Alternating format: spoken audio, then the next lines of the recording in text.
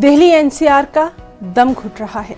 Air quality index सबसे खराब जुमरे में आ गया है।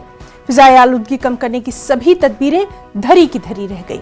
दिवाली के मौके पर हुई आतिशबाजी की वजह से दिल्ली एनसीआर में हवा का मेयार इंतहाई खराब हो गया है। पटाखों की खरीदो फरोख्त पर पाबंदी के बावजूद लोगों ने खूब पटाखे जलाए। जनपद में PM 2.5 655 दर्ज किया गया। SAFAR महकमे के मुताबिक दिल्ली की हवा का मेयार इतवार तक बेहतर नहीं हो पाएगा।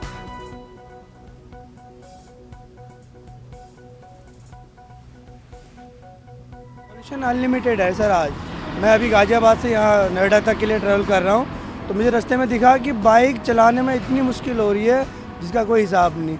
ये तक कि दूसरी गाड़ियों के सहारा ले लेके हमें आगे बढ़ना पड़ रहा है। नहीं तो परसों तक तो पॉल्यूशन था ही नहीं। हमने परसों भी जॉब करी है, लेकिन परसों ऐसा कुछ नहीं था, बिल्कुल स्पीड से आए हैं आज। बट इतना है कि अब देख ही सकते हो कि किसी से भी मतलब ये नहीं कह सकता कि कोई आज पॉल्यूशन नहीं है।